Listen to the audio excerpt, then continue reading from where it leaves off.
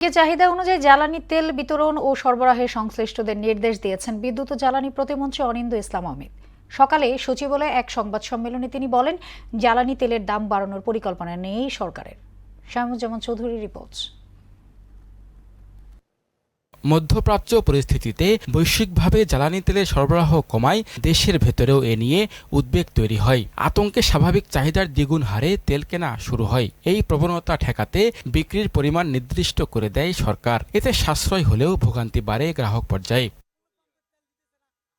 ফলে রেশনিং ব্যবস্থা থেকে সরে আসে সরকার। বিদ্যুৎ ও জ্বালানি প্রতিমন্ত্রী অনিন্দ্য ইসলাম অমিত জানান, রোববার থেকেই স্বাভাবিক নিয়মে তেল মিলবে। জ্বালানি সংকট মোকাবেলায় সরকার বেশ কিছু সিদ্ধান্ত গ্রহণ করে।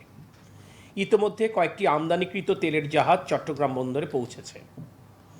জনগণের ঈদযাত্রা নির্বিঘ্নে পালন এবং বোরো মৌসুমে কৃষকদের প্রয়োজনীয়তা বিবেচনায় জ্বালানি তেল বিতরণে রেশনিং সহ সব ধরনের বিধিনিষেধ তুলে নেয়ার সিদ্ধান্ত গ্রহণ করা হয়েছে। বিধিনিষেধ তুলে নেয়ার সিদ্ধান্ত বাস্তবায়নের জন্য প্রয়োজনীয় সবকিছু করা হবে উল্লেখ করে প্রতিমন্ত্রী বলেন, বৈশ্বিকভাবে তেলের দাম বাড়লেও সরকার সেই পথে হাঁটবে না। সরকারি এই সিদ্ধান্ত প্রতিপালনে যদি কোনো এন্ডে আমরা গাফিলতি দেখি, দায়িত্বহীনতা পরিলক্ষিত হয়, অবশ্যই তাদের বিরুদ্ধে প্রশাসনিক ব্যবস্থা গ্রহণ করা হবে।